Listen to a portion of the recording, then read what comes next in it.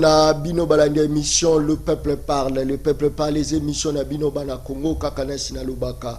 Mboka oba respecter la population na bangote ya mboka ya kokufa chaîne de télévision. Oba respecter ba téléspectateurs na bangote ya chaîne moko ya yiki. Voilà pourquoi tozawana potobeta lisolo kati ya mboka Congo. C'est vrai ba embouteillage ezape moi ebele na banzela bato baza kolela présence à baroulage mais solution isalité ezalisolo tokomeka kobeta apport ya gouvernement oyo pona mboka la biso Congo eza vraiment masolo eza vraiment en actualité bo bengi botindi ba SMS tokoyambela bino nani oyo bosengaki avant de présenter bino invité à mokola lelo bandeko na ngai bozolanda ye en image avant de présenter bino ye azaki reçu par le premier ministre Yenani mwana Congo Max Jean-Mars Mayaka oyo premier ministre Ayambaki Bango regroupement la Bango Ria oyo yende mokonzo asimbi jeunesse ya kati ya regroupement la Bango. C'était comment Toyo Kananouye après avoir réussi par le premier ministre et bon tozonga tomeka ko continuer toto banda émission ya mokolo lelo image régie.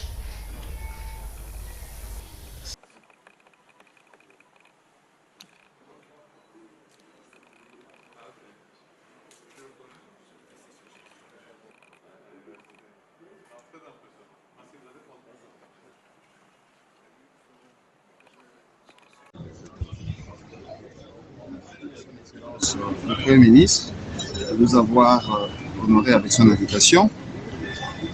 Nous sommes membres d'un regroupement politique républicain indépendant et allié du patriarche Léon Kengwa Dondo. Nous sommes venus dans le cadre de consultations, comme vous le savez. Ça s'est très bien passé. Il y avait un des partis phares, l'Union pour le développement du Congo, l'UDECO, de l'autorité du feu Banza Moukalai, qui a comme autorité morale le gouverneur honoraire Jean-Claude Massangou, ainsi que le mouvement des jeunes républicains réunis. Et donc, ce que nous avons retenu, c'est l'ouverture du chef du gouvernement. Il a accepté les propositions, nos contributions, qui se résument en 3 points.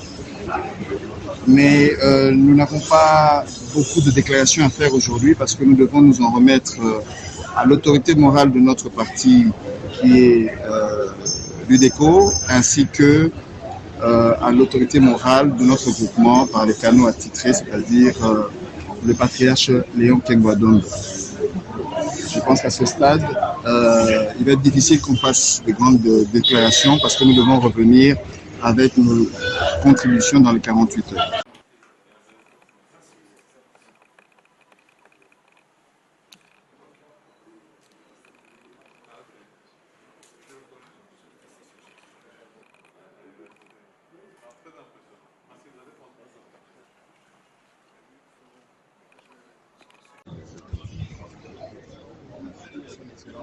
Le Premier ministre de nous avoir honoré avec son invitation. Nous sommes Il y a une image Mona Congo mbote na yo. Mbote Mona Congo. Je pense que vous avez su représenter si vous le dites. Population déjà yebi même action na yo surtout voilà. Tomeka ko beta moi di solo la fois dernière à la Katia plateau. On met que ça va plan na bino surtout mais enfin vous acquis réussi par le premier ministre impression na yo ezani. Tout d'abord, vraiment, on a profité de plateau et émission Le Peuple Parle pour nous remercier en tout cas chef du gouvernement, son Excellence Jean-Michel Sama Condé, parce que je crois que impression à Liboso, il y a un monde la bonne, en français. Très bien. Je ne suis pas du genre à flatter, pour aider un mot, mais tous à la raté pour nous critiquer pour critiquer. Il faut que l'obal gambusoki ya malamu ezali, il faut que beta sete ndenge beta la sete. Mwana mboka John. Tout ça là qui demande ya kokuta na mokonzi ya mboka. Na mokonzi ya gouvernement. Na loba 72 heures avant que tout recevoir invitation signée par son excellence Monsieur le Premier ministre. Balobiki est compliqué, qui est très difficile pour vos audiences. Voilà. Il faut savoir que Nan a sali remise et reprise na Premier ministre sortant. Donc, en principe, bureau ils a fonctionné les lots, ils allaient Nan Oyo et ils ont expédié affaires courantes. Parce que Nan paie, chef du gouvernement a constitué gouvernement a été. Donc ça veut dire que quelque part, pour Moutou, a la capacité, il y a surtout que il a dit bien clair que la force vive, Oyo, informateur, à chaque disposition, il a eu beaucoup plus composé na député, sénateur. Mais moi, Namboka, moi, na Congo, sans Malokonde, a joué les caniciens, mon nene, il y a élargir.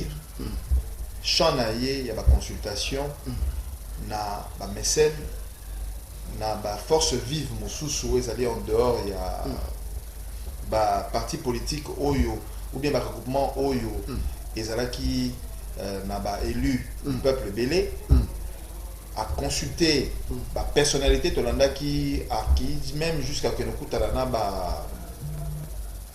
ba force Oyo regroupé. Secteur embellé en Bokanabiso. Bref, Nako Bima porte-parole, il y a Premier ministre T, nous répondre à la question, que il a quand même eu la... Non, je vais formuler ça autrement. Nous avons eu l'honneur d'être reçus et pas à Mokambi à gouvernement Oyo à Rokamambo Kanabiso, dans l'exécutif Nango pendant 2 ans. Il y a une chose facilité, mais il y a une chose très opportune et très importante. Pourquoi?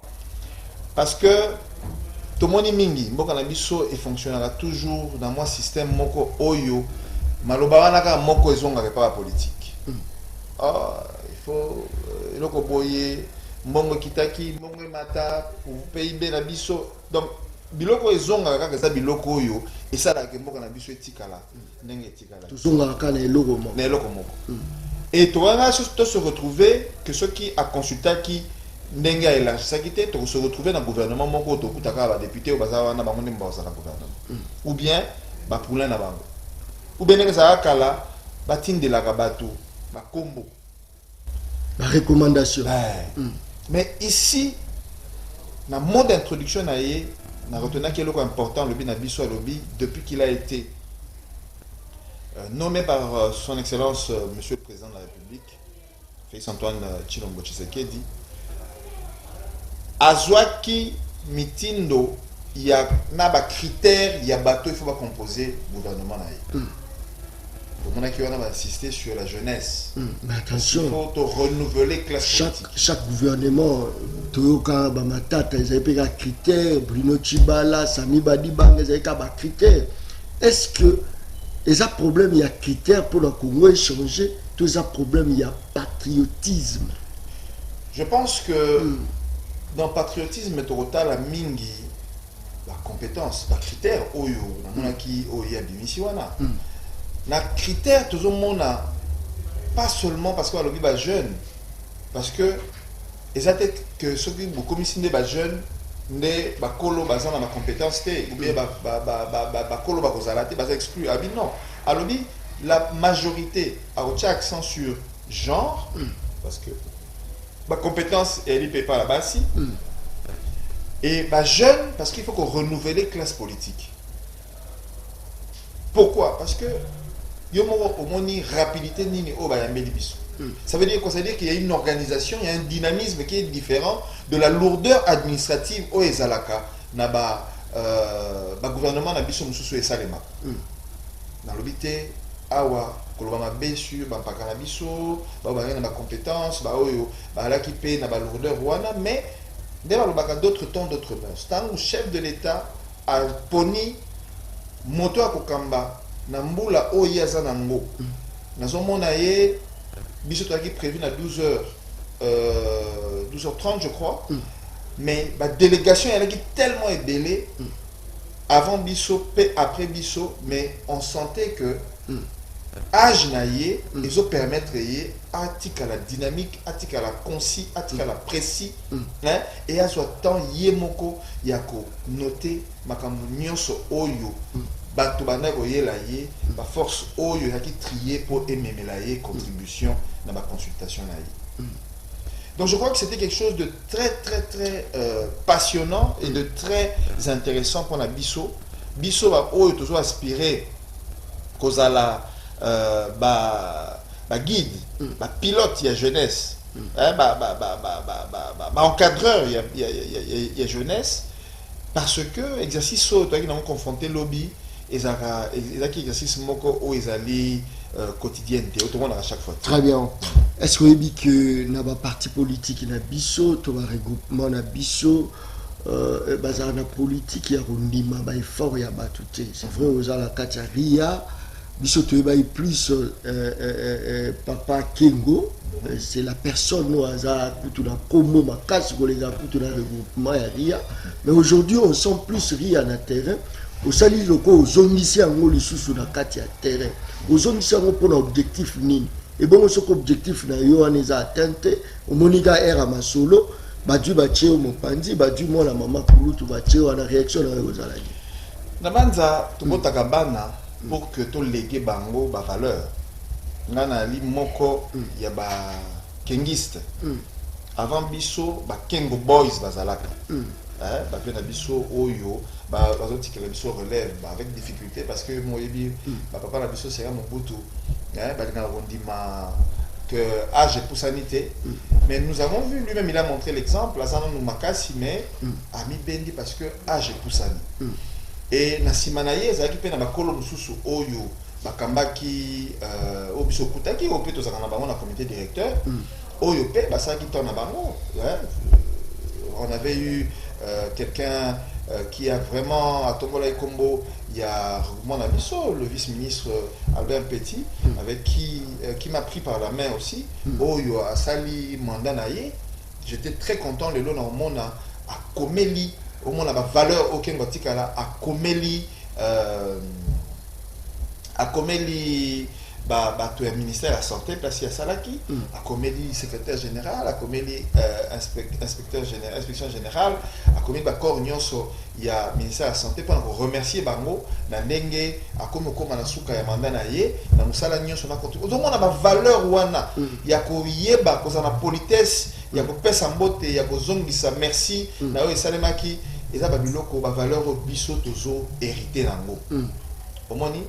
Et donc, moi je crois qu'il n'y a pas d'animosité à reconnaître que ceux qui m'ont les poussani, à Kolissi Bana, à Kolissi, fils politique, nati, biso, et ça a une fierté pour nous, et au monde que tous défendre combo wana, idéologie wana, le kengisme devient aujourd'hui une idéologie, oh yo ngai motonyo sa wango, ceux qui osent penser que arrose à la modèle pour nous. Très bien. Message clé Nino Boumema qui est pas la première ministre, c'est vrai. L'eau bâtonnions espoir ya Congo va ne pas nailler parce que système nyonso, ba valeur nyonso ya Congo est par terre sur tout le plan. Les ala l'eau comme reteza exceller. Message na bino clé au Boumema qui est nini et puis na kati kuna soué na bino ezaki pe nini que nani pour proposer ba comme il y a ba ministre. Je crois que Nakolinga vraiment quand on a mozido à maloba mingi te pour éviter interprétation mabe.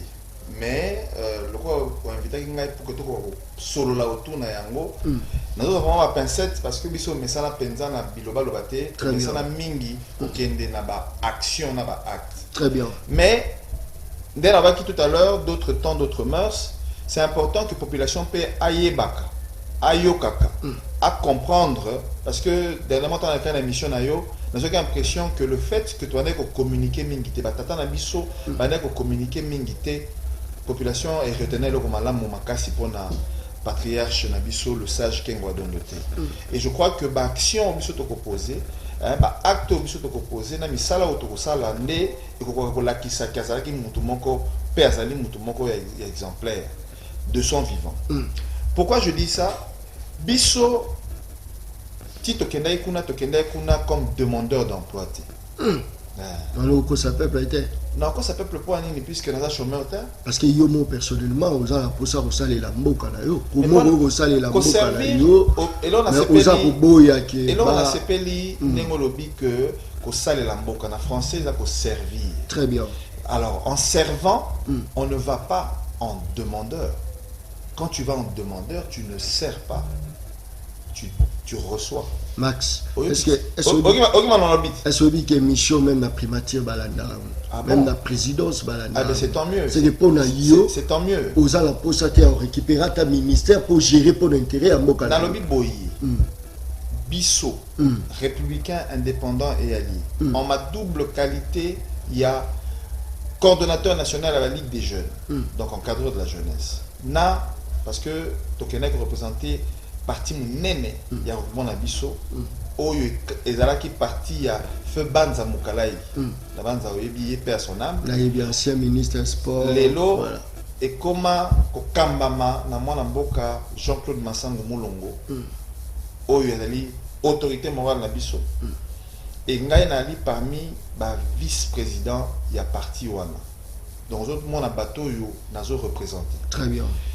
Ce qui veut dire que quand je dis que nous ne sommes pas allés en demandeur, et na kati ya memo na biso to komaki yango, toye ko senga emploi te. Toye ko contribuer ko pesa ndenge mokonzi ya exécutif asengaki to memela ye parce que il y a la consultation, to memela ye expertise ou ko permettre ye à fonder gouvernement na ye na makambo et outil et pas abattu. Donc aza au service du peuple. Et comme nous sommes des forces Oyo et Kambaka peuple en tant que Ndenge Oyebiango, le coordonnateur national, il y a agence numérique, il y a ministère de la santé, ANICIS Consible, agence nationale d'ingénierie clinique de l'information et de l'informatique de santé. Moko il y a un pilier oyo mokonzambo kasengi na chef de gouvernement et la digitalisation il y a un secteur mokatamboka na biso. Ce qui veut dire que le kolanga na salaki expérience na kati il y a agence numérique et santé, je me suis senti concerné, important, très utile. Il y a même expertise wana oyo na palpé parce que agence numérique qui est ministère de la santé au Nakambaka, ils allaient deuxième au niveau continental. Ça c'est très bien. Oya Liboso et ali agence ezalaka na Mali. Il y a mis balai au niveau il y a Afrique, ils allaient au il y a République démocratique du Congo. Mais tu senti peu impact na ngote na kati ya mboka, plus voilà. Impact ezali banda. Biso na Congo to linga mingi impact ezala lié na mbombo. Or la numérisation est un secteur très particulier parce que ils ont un moyen militaire, ils ont une vision. La preuve, n'est pas que tu as expérimenté en tant que service public. On a un service, na secteur privé. Expérience dans le secteur privé en tant qu'opérateur économique. Et ça, c'est que moi, Namboka était Nongondo. À la tête de cette agence pendant mekakomema oyo na yekoli na secteur privé na public et ça a marché. Pourquoi je dis que ça a marché? Atie agence n'a mis en œuvre na février 2020. Malamoko quelques mois, 2 mois ou 1 mois après toyeko koya na makambo ya COVID-19. Donc plan oyo na gouvernement zaki nango pour le ministère de la santé, na budget zaki imparti pour le ministère de la santé comme qui perturbé. Très bien. Et ça dit que agence oyo zaki déjà sur papier par décret, il y a premier ministre le 18 décembre 2018. Je crois qu'ils ont dit décret numéro 18/049. Il y a premier ministre qui n'a époque wana agence wana tient en œuvre na 2020. Très bien. 2 ans après. Très bien. Je pense que tu rejoins. Mais dans 2 ans, on est rapidement, autant rapidement, tu rejoins la seconde à Katia, Premier ministre. Mais oui, mais parce que au outil que Koutane Mokola lobby. Oui. Aux années nous na fraîcheur, bah mais bien sûr. Donc les Arabes le quoi la Premier ministre parce que au outil déjà aux alana et côte à côte. Il y a une contribution à Bosso, il y a Bisso, regroupement na Bisso. Parti na biso UDECO na mouvement des jeunes républicains réunis Oyo Nakambaka ezali d'abord axé sur transformation digitale. On a donc expliqué tina nini et là qui est important pour na biso ya ko meme la première ministre contribution wana parce que effectivement to yé ba pesi biso responsabilité na coordination ya Anisis agence numérique et ministère de la santé sans que tous alana budget oyo batili biso en place au lieu comme là l'ingate que et si ka batili un service public mais coordination wana budget la quitté santé pesibiso support financier mais na ingéniosité na ngai na mayele o nazanango na concours oyo ministre de la santé a tchaki na disposition na ngai en termes ya ko faciliter ngai ba contact na ba partenaire financier ya ministère de la santé. On a pu réaliser des choses. Oyo et Pesibiso, un trophée. Agence Mowa Mounene et Mboka. Félicitations. Ensemble dans Ndekolanga Sango. Sango. Très bien. Et puis, il y a un certificat. Il y a Oyo et Tiengai comme ambassadeur et développement PA social. Pourquoi? Parce qu'il y a eu des réalisations. Oyo Salamine en numérique. Parce que j'avais une vision. Très bien. Avec un bongo, j'avais pensé à m'inviter. Balobi et l'eau est facilité parce qu'il va tout faire. Bazaye belé, baimba bino mokote, zayi pena, je crois parti politique il y a des données Kishi. Voilà, baimba bino belé, mais yo ils avaient plus l'eau et paysan ils a parce qu'à l'époque vous avez manager, vous avez déjà facilité au Koutana et comme ministre sport, le président Yaimana, tout ça aussi ça jouait. C'est que la Katuana fraternité non. Très bien. Je crois que on les a investigation là. Il faut au-delà. Il y a un sentiment. C'était la première fois que je rencontre le Premier ministre. Ma collaborateur, je suis très sincère. Ce qui n'a c'est l'image ya kala yona eboté les no le bani. Non mais Azala qui ministre sport. Mais c'est normal que première fois beaucoup. Oui, première fois n'a échangé na mais photo déjà Boudjoa. Nazo que se rappeler dans ce qu'est-ce qu'on a rappelé au moniteur bimutaiki. Mais ils en a battu belé to kuta na rappel na bango to photo on les photos à na lobi wana te.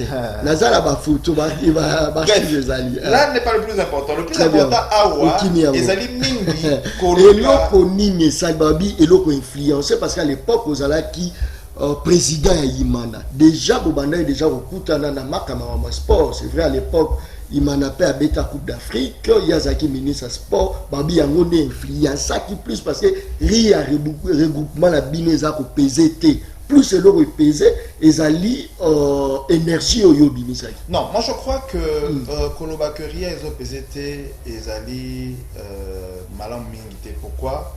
Parce que Ria ils ont constitué na ba personnalité minene na Katiamboko. Notre tangela yo mo Mboka Jean-Claude Massango. Jean-Claude Massango a quand même pendant 15 ans gouverneur. Il y a banque. Natangelio Léon Yemo Kingwadondo, Léon l'État. Oyo a sali 13 ans en tant que la justice à Mboka Nabiso, Boyebilo Koni a sali. O a sali 10 ans en tant que Premier ministre. C'est plus ma combat bâtonné dans la cité. N'a aucun des sous plus pour comprendre. Il y a ce qu'on appelle la géopolitique dans le cadre de Nabiso. Sotali, la personnalité locale, Michel Bombongo, dans l'Équateur.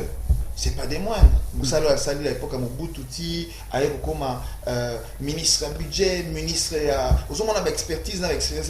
Tu as Philippe Mazegab par exemple. Sur t'as dit tant de mails. À la commissaire d'État, je crois à l'époque dans le transport, les lois na Katia répondent à Bisso avec une force associative. Donc c'est pas un regroupement, il y a blague. Et un regroupement mounen est contribué Makassi.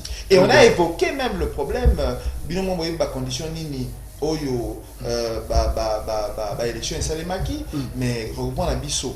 quand je prends seulement le parti politique, par exemple, il y a Banza Moukalai, Oyo, et quand même, il y a Mboka Jean-Claude Massango.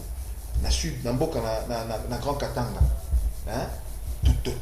La gars qui a une affaire avec 300, 400 députés, candidats députés valables et capables. Ngaï Moko, on a là qui président interfédéral, il y a eu DECO, avant comme vice-président national, n'a pas. N'a implanté parti n'a pas. Donc, on a vraiment fait un travail. Tango, mon conduit gouvernement a moni que UDECO et Sengi Koutananaï, UDECO a parti mener dans Kankatanga. Jean-Claude Massango Moutou a sali Makambo Belé, lui-même n'a pas échangé un sur le Bika Ebi Jean-Claude Massango Malamo.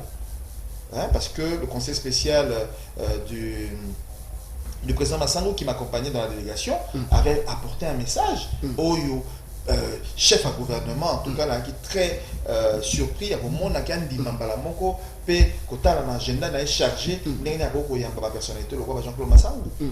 Or, ce sont des personnalités qui ne vont pas courir derrière les gens. Et ça, la personnalité, c'est que parfois, expertise n'a pas mais moyen à solliciter les alagatés et tout ça, il y a un moment na tant biso de comme biso comme mécano ko tala ndenge ni to ko combiner mix o ça la kabango na comment dire dynamisme et jeunesse na kati merci beaucoup na biso et to kotisi moi très bien avez-vous la capacité de gérer une entreprise un ministère, voilà, pas entreprise, un ministère. Je vous ai dit tout à l'heure que s'il vous plaît, yo me manga kuna parce que les loyo bazolo ba que la RD Congo souffre d'un sérieux problème. Ils ont un manque d'hommes. Mais pendant que nous avons des hommes, ils ont une répétition ba kombo moko des azonga. Yemoko sénateur, député national provincial, yemoko mandataire, yemoko atiki ba suppléant, yemoko comme ministre, pendant que na mboko ba tête bazate. Oui, sope na talibi on débat tête bazate parce que oza okimati. Akimini. Pour gérer ministère. Oh, non, gérer ministère d'indemnité, je suis chef d'entreprise. Oui, bien que la ministère, mais un ministère, c'est une entreprise. Tout à l'heure, je suis coordinateur national de l'agence numérique du ministère de la Santé. S'il vous plaît. C'est un service public. S'il vous plaît. C'est un service public. S'il vous plaît. Ozo memanga trop technique. Mais nous répondre à la question. Maman comprendre. Sur le loba question ministère. Ministère nino oza la capacité à vous développer pour que la chef de délégation, c'est que je suis ministrable. La réponse à la question là.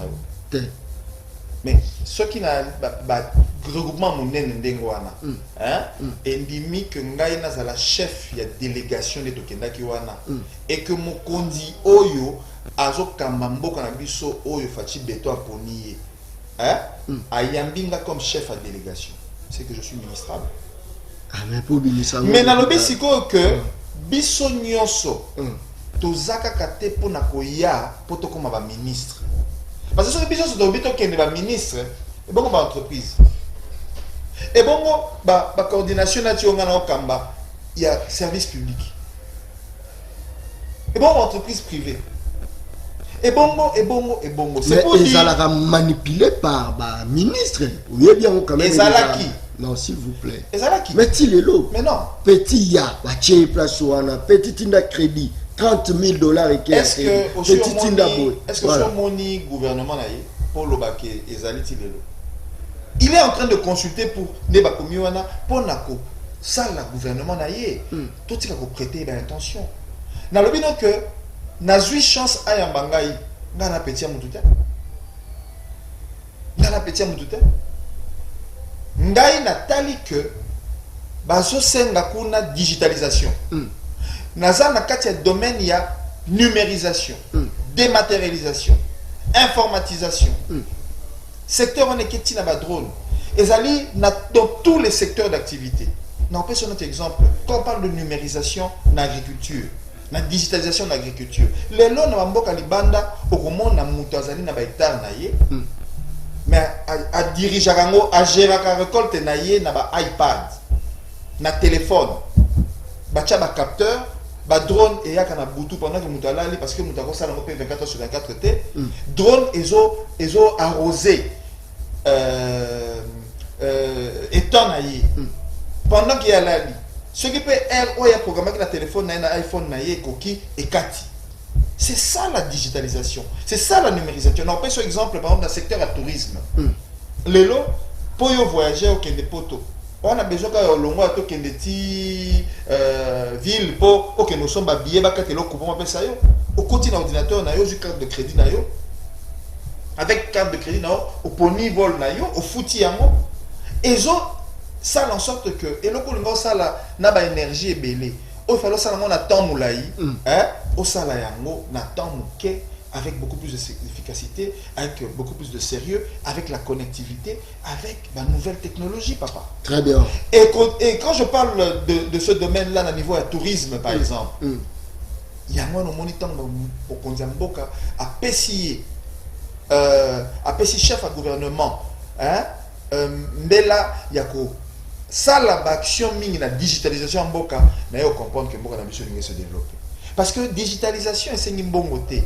Et ngai ezate que na lo bango na ndenge la théorie na expérimenté yango na agence numérique du ministère de la santé depuis février 2020. Merci beaucoup. Et ben résultat ils palpable. Voilà, yo linga ka po bimisa biloko bien il faudra na chuka yo nde po bimisa biloko bien likambo ezate. Balobi mwana Congo Jean-Mars azali teti aza impoli andimaka ba mikolo te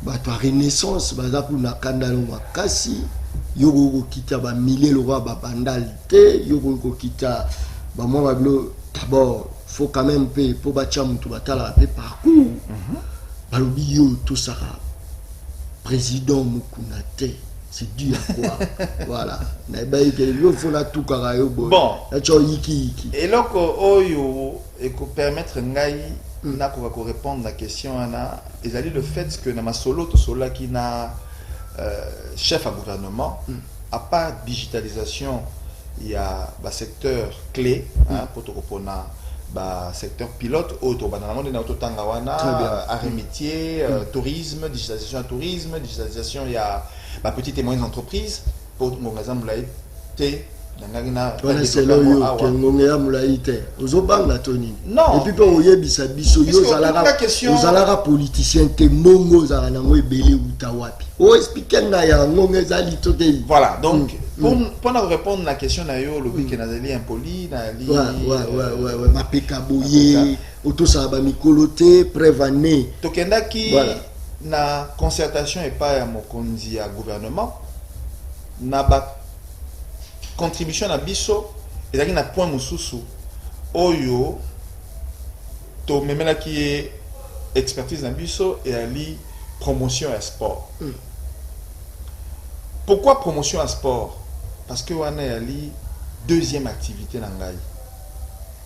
Et la deuxième activité na ngai wana ko promouvoir sport otunenga question moko la dernière fois tant toyaki na plateau awa et alaki ndenge nini toza na ba talent toza na makambo ebele oyo gouvernement tchaka na disposition ya sport na biso mais ba résultat a été depuis 74 je crois. Et pesa ki ba idée belé hein. Non, on a répondu à la question. Après tout là on pesa ki ba idée pour développer. Oui, et dès pour que na tchango na actif il y a makambo parce que na auto ça que ba te belé ba kenda concertation bazo keneka na les mêmes choses. Et là ba secteur musu ba kota raté ba yebi ko cerner penza problème place réalité. Ngana banda gestion il y a sport depuis mon amoké.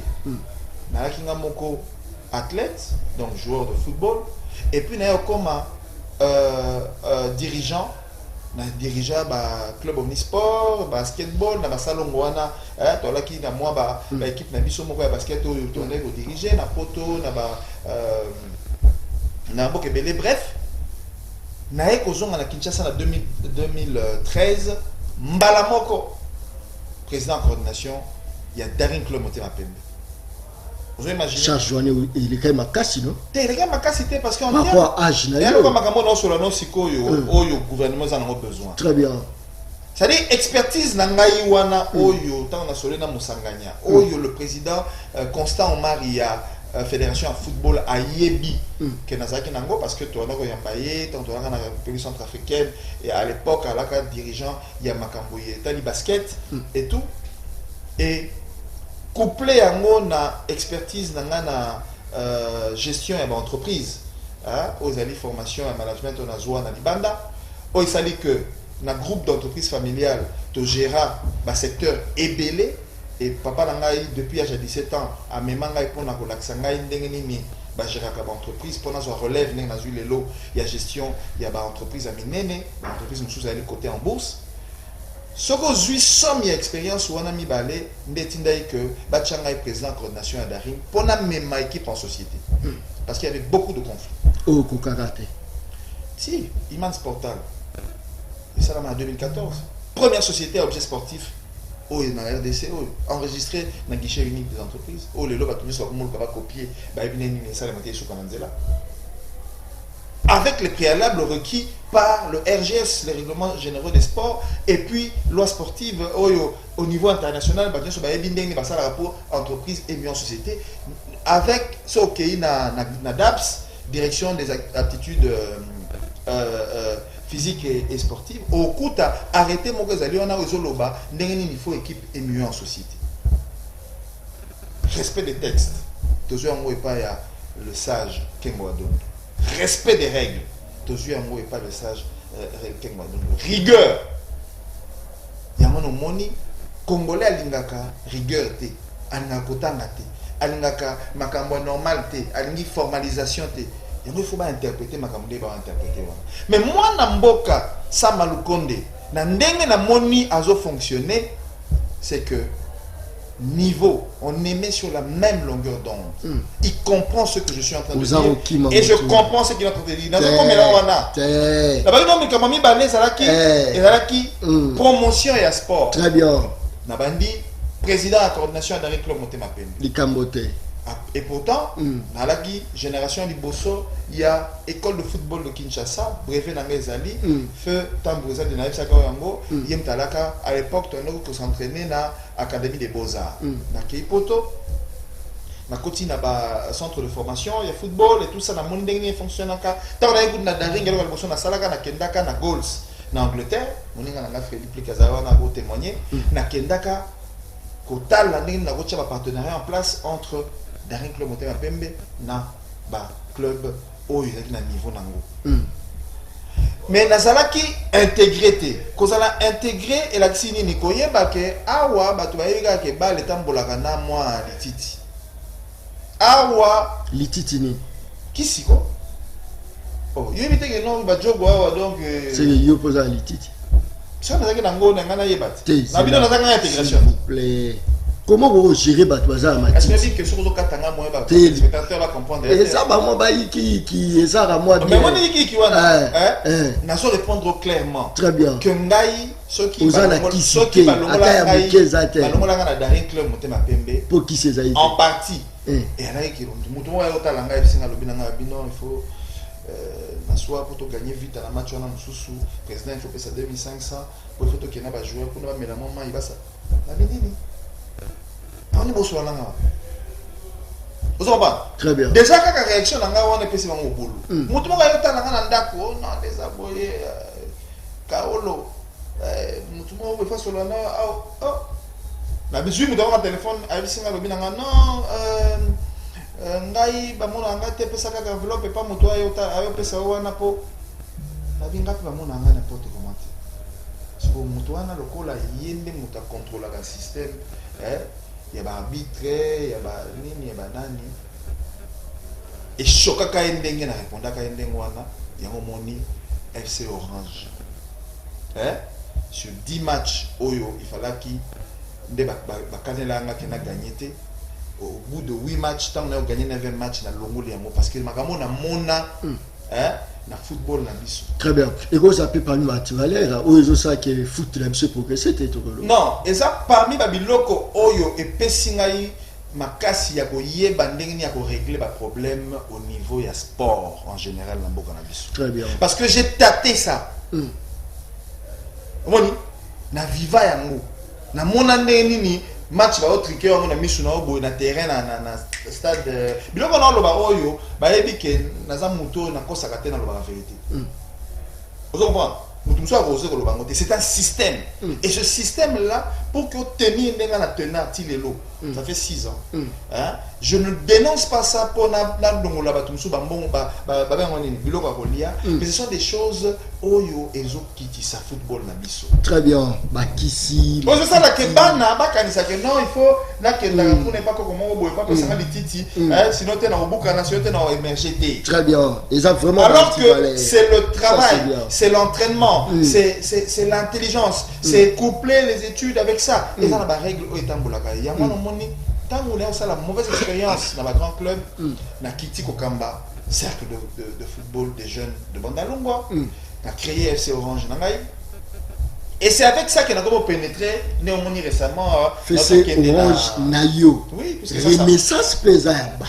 Il y a Moutoumoro Boye à se battre à fond, à Zuma Kokina Mike, à Chewana.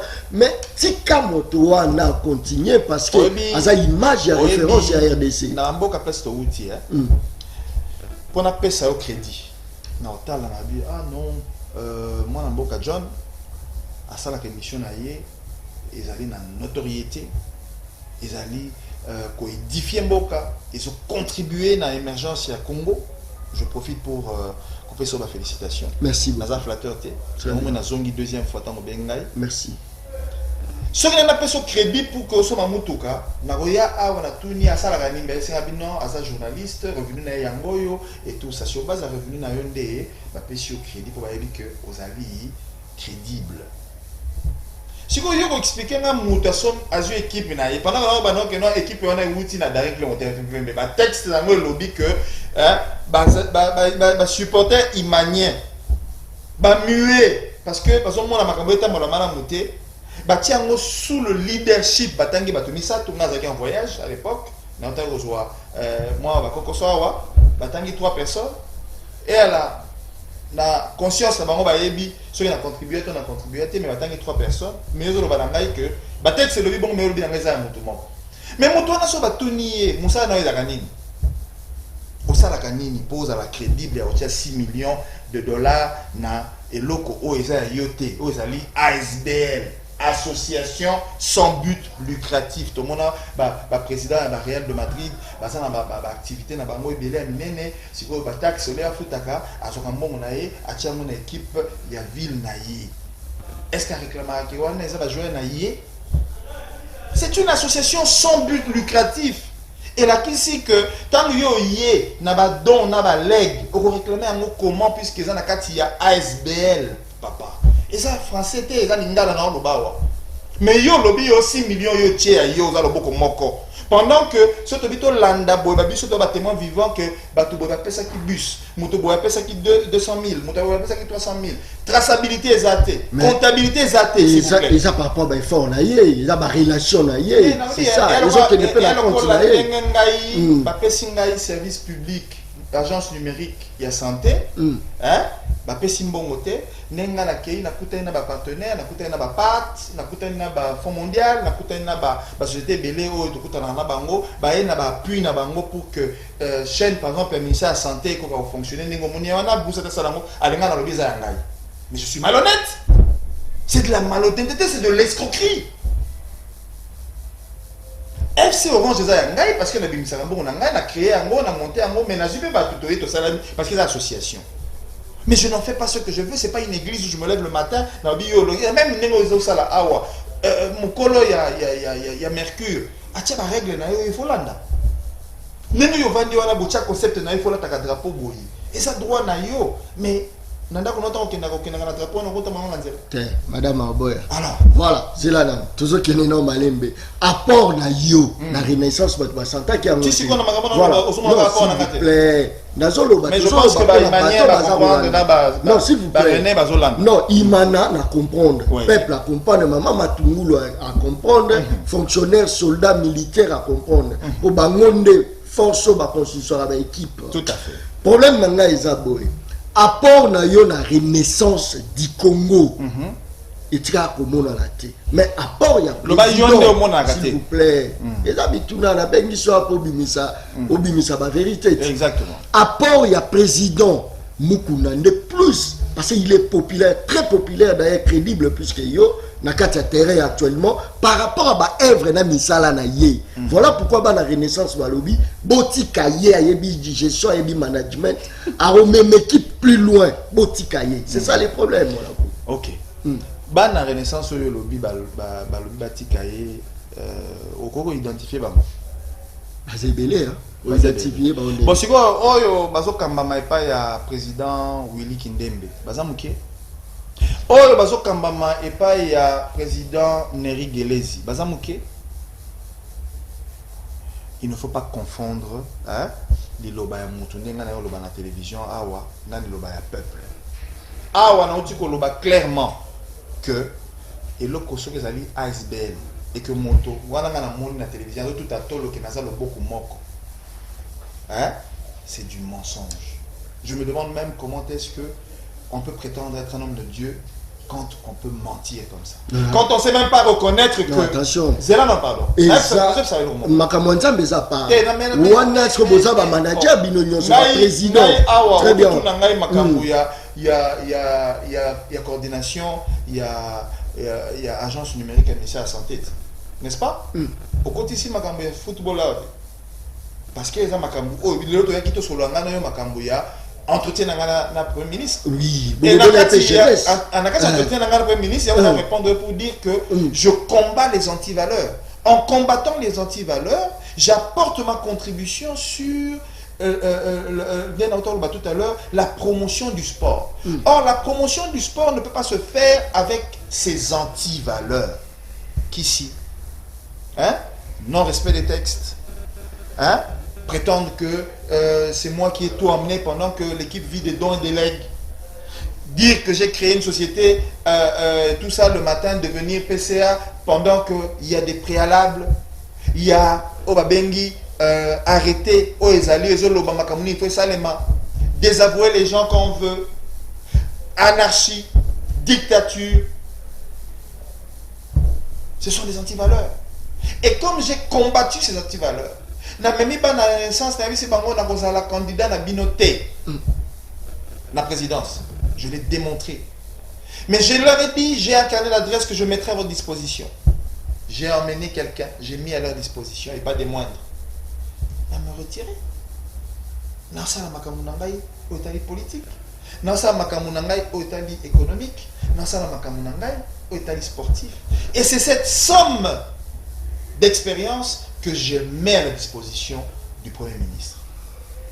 Pour que Akokako Zouango en consultation et aider pour Akokako Kendenango pour na kumbela mboka à changer makambo et kotamboné tambulité. Le troisième point que j'ai apporté au chef du gouvernement, c'est le domaine Oyangai Onebsaki où je suis opérateur économique. Et en tant qu'opérateur économique, encadreur de la jeunesse, je suis en train d'apporter l'expertise sur l'entrepreneuriat de la jeunesse. Parce que tant au moins na moké, ayebi que so inazui de biloko na teki au monde bache na sima biso de koro. Azui ndunda mi balé, ayebi que ndundo na sombi yango na $2 na kikote kango kuna na $2.5. Na kati wana na transport na ngai 5 na ngai moké wana ko permettre ngai na memela maman na ndako so na teki yango ebele. Esprit d'entrepreneuriat amène l'auto-prise en charge. C'est pour ça que j'ai dit, ça combat le chômage et ça permet à ce que de éradiquer délinquance juvénile. Ce sont les 3 secteurs, ce sont les 3 points que Jean-Max Mayaka apporte au gouvernement Sama Lukonde. Mais, je vous ai dit tout à l'heure, naïe comme demandeur d'emploi, parce que était le Longondo, assis à Nomakingaï par décret, par arrêté ministériel, à Pessangaï, agence numérique, n'a servi l'État, n'a connaissance de notre banoana, il y a privé, hein, sans que budget et Pessamela. Mais les lots, au moment qu'il y a eu émergence au niveau de cette agence, il y a une chaîne de télévision qui fonctionne, qui emploie des gens. Ces gens-là sont en train de faire du travail qui contribue à l'État, qui aide, programme, direction.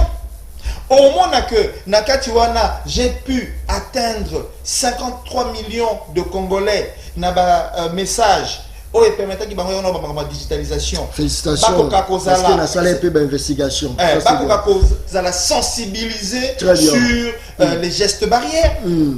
Au comment on a que ce que tali malam au moment que les lots contrôle room mes alliés ils ont permettre bisoto avec ma big data ndengenini foyer il y a contamination et ça les malamboka pour même là décideur possibilité à cause il y a la prise de décision. Voilà, merci beaucoup. Je crois que le téléphone, na fongoli, na outi on fongola téléphone, beaucoup en direct, botuna mituna na bino le plus vite que possible. Voilà. Salut mon Congo John Kabamba, il parle tellement bien. Cette affaire, il y a Kisi, Ne Bomi, Mboka na Biso, Congo. 20 clubs, il faut gagner Kaka Anzaki Mwena. Voilà, je pense que voilà. On comprend quand même quelque chose par là. Voilà. Je pense que notre population, parce que le téléphone, il faut moi une attaque personnalité au petit point de vue nayo, tomotuna nayo. Allons de Koben Biso à Komonani. Bonjour, na bengi na Kimbangu ya. Nazaro yo kaondeko. Nazali supporter à Renaissance. Eloko balingina do baboyeke ndeko mayaka. Section ya IPN place ya vanda kana ndaku na yena au Congo. Section ya IPN ezali à 20 mètres nanda kuna ye ata mukolo moko te aya ku assister na section kwa mema nefisk ata ba $5 au to kontriaka. Donc ça la effort ya kutombola équipe ni ya Orange kenda na parc ya za donner des leçons te to site yebi yo lobela makamuni mususu na Renaissance tika section na ya IPN ezana na 20 mètres nanda ku. Voilà. Voilà, je pense que vous comprenez, Babi, cette chose à permettre. Et donc, na donneur de leçons, on a un donneur de leçons. Aïe, ben, loko moko. Na autant le tout à l'heure. La dernière fois, on a dit qu'il y a compréhension. Na moins na kati ya balé, to la kana ba degré bateau ba na compréhension. Au moni ndenge premier ministre ya Mbinga. Avant comme atina niveau ya okutana premier ministre ba triaka. La moralité na yo la ndenge nini o évolua aucun okuta na premier ministre n'importe quel okuta na premier ministre avantage ce que biso za nango to somela na niveau nyonso na niveau bato aboye na fingi été oyo pona ya kanisi ke équipe ayoki bien que balobi que non et Renaissance ekutaki na daring na mandat nanga et soki Max Mayaka existaki te Renaissance oyo azoloba lelo équipe na biso engaki existé. Mais pour na ya kanisi que il faut na kende ngai na section. Très bien. Moi qui était c'est vraiment une insulte à la fonction. Très bien. Ça veut dire quoi? Ça veut dire ngao na équipe président d'Aring. Ngao na équipe président d'Aring. Na gérant ba sectionnaire te. Naza na temps ya OK, naza membre ya section IPNT. Osiliki? Te na siki te nazo répondre pas comprendre comment sima lo. Très bien. Naza membre ya section IPNT. Ça veut dire que contribution ya ngai mona yete il faut cotiser ngai il faut na memela bango moto ndé na memeli bango po akoka ko memela bango ba moyen akosala bango makambo ya lingi ngai il faut na ya koloba ba vérité pour que mukuna sa sou makambo o sa te pour que oyo ya pesa la buzo ba wana te ngana zali mutu fa na sa na conseil d'administration comme un sage pour expliquer ce qu'il faut faire parce que contribution na ngai déjà le fait que eloko wana se créer na niveau nanga est déjà suffisant contribution na ngai le fait que ndenge na kenda ko zo ba contact na ba société minene pesa ba moyen et ça là que to zo to gagner et ça yango wana contribution na ngai na lo futa bien na ke poto na zu ba contact na ye na zo poussa na contribution na ngai ndenge na yaka ko solo la makambo na zo dépenser énergie na nga temps na nga mayele na nga na mbongo na pour la renaissance du Congo. Contribution nangai ezali que ayeba moboti nyonso soka boti eloko et qu'à laquelle yamo mabe moi ke liboso et ozala te parce que c'est yondo laquelle non na pas ça ba na pesa na yeba moboti nani mwani yaso moboti voilà moboti ya kanini et ara moto yo asali ke muta bima d'accord je suis un des géniteurs de la renaissance du Congo donc je ne suis pas le supporter lambda comme lui. Mais je comprends. Quand je vais chez le Premier ministre pour parler, pour comprendre. Quand je vais chez le Premier ministre pour aller parler de la promotion du sport, de la promotion du football, pour dire que pour dénoncer que anti-valeur ezali bafutaka ba joueur bafutaka ba arbitre pour pas ça match bafutaka ba nganga pour ça eza pour na aider que football na biso comme na Barcelone na Barcelone bazaka na ba préparateur psychologique hein mais ezali ya ba niveau ya biso te qui nomelisaka ba na mai ya bibembe po abeta makasi non c'est n'importe quoi c'est des choses qu'il faut il faut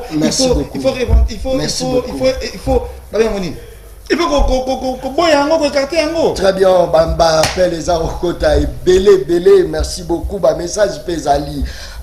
Jean-Max Mayaka, c'est un grand esprit, un homme intègre, intelligent. Voilà.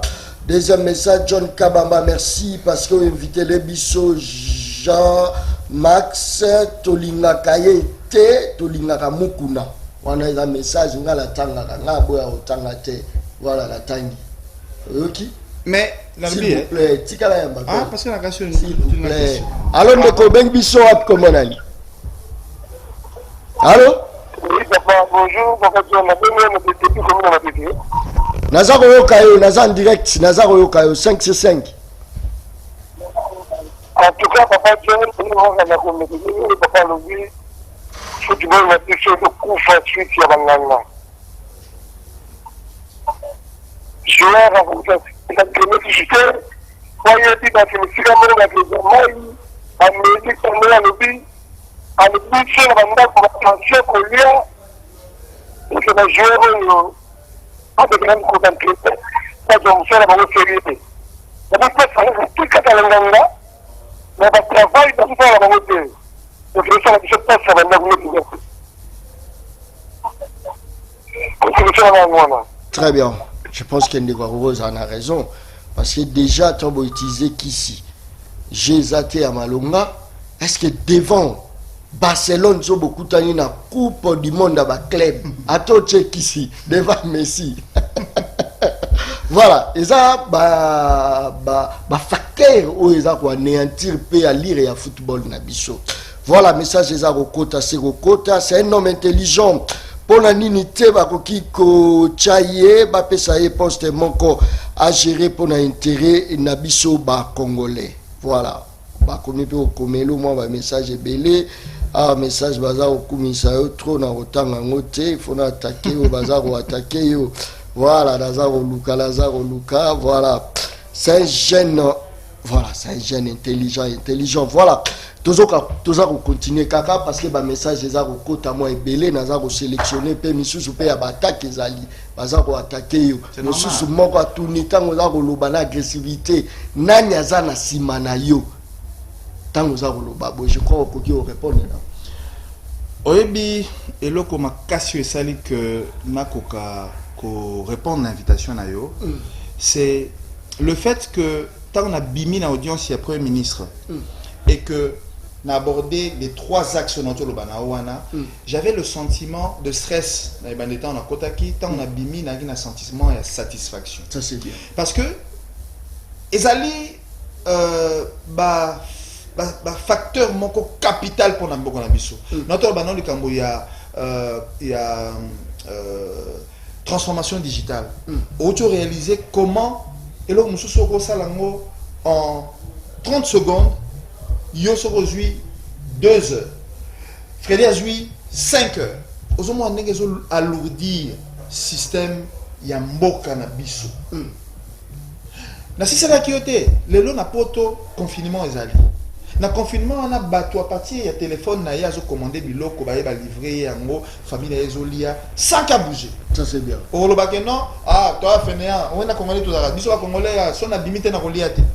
Mais la poto exacte que ce que bimi de relia il faut bima de balobi si nécessaire il y a un ordre mondial na makambo je sais les m'excuser na kota pena na ba détails musu to ba na plus technique et j'ai éduqué bato liboso na ne ko souffrir pendant que ça moi na muke tu dois te laver les mains mais le long au monde que na na cité bato nyonso na ndenge anishi c'est ça qui en sorte tinda ba message de sensibilisation et atteindre souche nyonso couche nyonso la population lelo na komo mona mutu nyonso pe akomo mekaola ta masque akomo sukola maboko na ye akomo tambola na désinfectant hygiène mentalité a bato comment changer Tu vois, parfois le Congolais veut que va changer la brutalité. Au moins, on a tout le monde boyé, à comprendre que na gafé. Zoba mususu, excusez-moi le terme, hein? Quand je dis zoba, na fingité, hein? Na zoba moto mususu, oyo. Te. Kasi zoba. Mais moto amael était, intelligent. Moto amael était intelligent. Mais le contraire, Yamael était intelligent. Non, il n'est pas intelligent. Ouais. Ça veut dire que ce moto intelligent, il n'a pas l'intelligence de comprendre parce que ceux qui y ont la kisi yango, comme un girt. Avec Sini. Tant le bi Azamael était. Tenga le bi te kamael était. Dans le bi moto mosusu. Oyo Yamael muke. Azo comprendre te que ba ebisi la ta masque sukola maboko sinon tu es maladie. C'est bien compris. On comprend? Très bien. Il y a bima bongo alobi que non malade des athées pendant que mokonzi ya santé était longondo alobi que malade ali et que moto ya OMS alobi que malade bato ya kufa aux États-Unis alobi que non malade des athées, c'est que tu es insensé, excusez-moi terme wana. Être insensé c'est-à-dire que ça la zobat. C'est-à-dire on même pas que vie ezana brouillanté. C'est-à-dire les ceux qui na perdre yo émission pe sili. Bato ngoya ka po ba yo ka bato ko biso to expliquer bango makambo mokilité. Il n'y a personne qui est allé rencontrer le chef de l'exécutif et venir rendre compte à la population. Moi, je suis en train de rendre compte à la population. Et c'est ce genre d'homme, ce genre de choses. Oyo, Mokondiamboka, Fachi Béton, à lobby, le peuple d'abord. Et ton émission, c'est le peuple parle. Merci. Ça, c'est très bien. Salut, mon Congo John Kabamba. Kokataye malobate, pardon. Tikaya luba, nazaro kata malobate, nazaro tikaya luba. Yo kono fundangani. Nakati malobate. Voilà, tout ça, on continue toujours. Je crois que Naroyamba m'appelle. Nazaroyamba, Boutikangana, n'attend 2-3 messages parce que petit à petit, tout ça, qui n'est pas chité. Nazaroyamba, Bino Kalamini, Gilles Pata, Tchela, Naka, numéro Moko. Namoni Batomusu, Bazar, Okoma, Kaka, numéro bien que Moko, Bazar, Okoma, la Mosusu. Voilà, merci beaucoup. Comment faire pour combattre Moyibi Nakati Amboka la Biso Congo, John Kabamba Bolo Belelango, ministère ya santé, Tozana barrière à bas salaire, Mokolo Nini Bakofuta Biso, ministère à santé, barrière Ezali. Oyebi Kezali. Tout à fait. Molo Belelango te. Ce que peut la parole, na ko sama li loba muke na o muke na moni la ministère à santé depuis février. Je crois que budget à l'État, on a dit ça tout à l'heure, le budget imparti, on a monaki, ministre était non vice-ministre d'un petit, bah ça là qui en sorte que va tomber le budget, il y a santé. Ils ont été au Parlement, ils ont défendu ce budget. Et ça a été approuvé, je crois. Mais il y a eu la Covid. La Covid est arrivée et a perturbé le budget à Boka. Bah, faut pour que était longondo futabatu, il faut azala na comment dire na cagnotte oyo ko permettre ba pesa ki yende a détourner il parité parce que la ko ba vérité non au moins ni dans tout à l'heure les rumeurs les ragots c'est le commun du Congolais. Parce que ce rabbi ne peut prouver makambo ngana loba na otu bisa que na kendaki to salaki boye na lobaki et les gars qui boye o la qui si on la télévision. C'est-à-dire il y a des preuves. Mais mutu muso rabbi bisa que non mutu na ala muki ala tongo ba na bia mutu na aventurier. Mutu to ba ngala que de dépenser na que no pèse à $25 na section ya IPEN. Mais comment voulez-vous que ngana que no pèse à $25 na section ya IPEN pendant qu'il n'y a pas de traçabilité sur ce que je vais donner? Qui me dit que les $25 que je vais donner à du peine, et on va répondre à la question il y a comment combattre le vol, et comment est-ce que Mbongo va payer ça dans la section comme il va jouer? Si vous y a le bien que nous paye ça $25 dans la section, il y a une peine, quoi qu'il y ait une poche, il y a nani. Mais ce qu'il y a voici le compte de la Renaissance du Congo. Comme tout le monde doit payer là-bas et le budget il est ceci. Ce budget là on homme d'affaires de fonctionnaire. Ce budget qui est imparti, tu as dit que 2% est qui dépend à l'hôpital à joueur, 3% est qui dépend à maille à joueur, 1% est qui dépend à voyage na bango, 10% ekende pona salaire na bango oyo etikali oyo eza poto banotonga stade na bango awa na mitendi. Je mettrai même bongo bana nga baliaka. Ça veut dire ceci, ça veut dire que il faut que le chef de l'exécutif sensibilise au niveau de comment est-ce que les choses doivent se faire. Et kobanda musala ngo yango na bandi lelo. Omoni supporter auto lo basiko que non atika équipe na biso sala boisa abona. Ça essuie yo. C'est une gâte. Au contraire na sepeli. Na sepeli na émission na yo. Bimisina bakima. Na sepeli na émission na yo parce que eza émission o ezo permettre que to interagir. Ça c'est très. Il y a le bill comme ngala pesi réponse na la kisiet. Donc abanana nous koyebisa mukuna apesa numéro à compte ya équipe avec un budget haut pour travailler en mobilisation sur Toyokani que non, to partager si quoi dans la section sur les 50 budget wana ta la contribution à bino Willy Kindembe on va nous recueillir dans la section na yo autant pour EA ko aider équipe Neri on va recueillir autant pour aider équipe bino administrateur mayaka yo va nous payer autant Namukuna nous paye ça autant, Moussanganya nous paye ça autant, et puis bah membre nous sous chef de l'État sur ça les abisso, on a besoin il y a autant. C'est la traçabilité, la comptabilité. Chiko yo, ozana yo na compte mais au vandi kuna place au vandi na masina, oh a que nous contribuer na équipe. Ndenga la benga biso mayaka aya na mbongo pour la pesa yo tcha na poche na au foot la moi na classe ou bien sombele, mais c'est de l'escroquerie. On va tomber. Ouais, yo tomba. Non, na tombe qui était.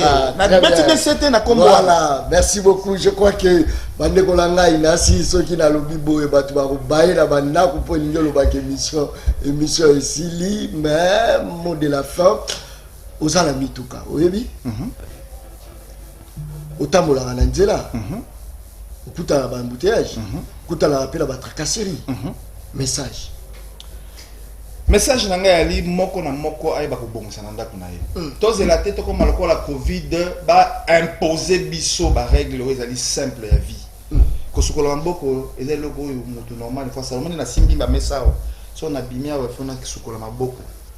Parce que ba germe o ezali awa et na go memanga na ndako nanga na zu mwana nga muke na simbi et contaminé. N'est-ce pas moi na Congo? Ça veut dire que Babylone est simple, il y a un biso au photo sale, photo zelaka te mabeya pour que to koma na contrainte to accompagner moi na mboka sans malokonde. Vous comprenez? Na sens na lo belango. La pesi biso premier ministre est jeune. Au lo balanga que non à l'époque il y a Léo, à l'époque il y a ba Lumumba bazaki jeune. Oui. Mais depuis à peu près une bonne quinzaine d'années ou une vingtaine d'années un jeune homme vraiment avec tous mes honneurs oyo nazo devoir na mokonzi ya exécutif ya mboka na biso a pesingai posa ya ko accompagner ndé na accompagner bo a pesingai posa na accompagner chef de l'état ndé na accompagner bo na ba domaine o ezali ya ngai yango na tangeli ba domaine misatu on a kene na contribution na ngai contribution à l'Iboso et à la transformation digitale. Parce qu'avec le digital, tu peux gagner temps, tu peux commander la nouvelle technologie. Nous avons par exemple tout à l'heure, il faut ça et faciliter biso vie. Il faut ça que tout ça la moins d'efforts, mais bon et quand tu belé. Dans le domaine de la santé, mon kondiamboka a pesi biso responsabilité, il y a que ça la transformation digitale dans le niveau, il y a secteur il y a santé. Pour que et à la socle, il y a couverture santé universelle. Au Essengi que Congolais a soin de santé à moindre coût.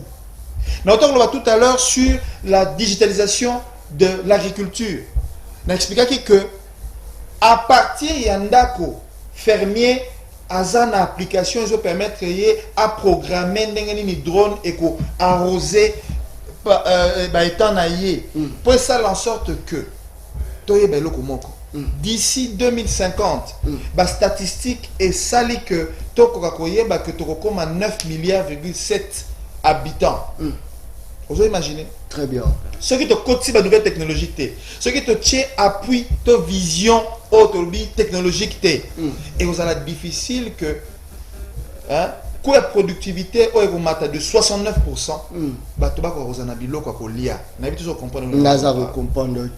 Et dans chaque domaine, secteur d'activité, tant à 5 qui va digitalisation, ils allaient permettre que tu améliorer ma condition de vie. Merci beaucoup. Voilà, je pense que non. Kakane sinalobaka we ange monsieur za baleine baliaka ena mokolo morote baliaka baleine ndambo lelo ezaki vraiment moi spécial parce que mon Congo Jean-Max Mayaka qui n'est kokutana na premier ministre ezaki mokolo ya lobby. Alors il fallait vraiment ezala moi spécial parce que juste après mission tout est que ça la yé ne bayamba qui est, voilà pourquoi zonga qui peut appeler ça contre rendu na je crois émission et les cas qui wana na pesa qui bino tombe benga qui moi belé lelo na lubaki yango avec objectivité fanatique et le temps à s'exprimer quand même à s'expliquer boyo qui est à répondre peu na moi appel to ba question ya bandeko ba utaki kubenga sikasiko. Je crois que merci beaucoup parce que vous répondez à une invitation à la biso. C'est moi qui vous remercie. Ça c'est très bien, merci beaucoup. Je crois bandeko nyoso baza rolanda biso oyo bazalaka na ba mapangu bomeka kocha ba locataire na mino à l'aise sokolanda ka John oza fanatique ya John Kabama rozana lopangu elingi koloba te usukisi mokili nyonso tout biso ba locataire toza ko subir et pas ba bailleur makasi. En tout cas ba bailleur soko zui chance tozalaki tata na yo azalaki na mwa mbongo a succéder atiki yo succéder ba bien na ye kozala ko blolendo te po yebi pasi ya kofutela te yo bailleur oza olanda nga oyebi makambo salaki na butu. Alors naza oyebisa yo liwa pe ezalaka. Merci beaucoup. Tokutani mokolo ezoya monsieur Sili na kati yango na kanda na Sili ki kata émission.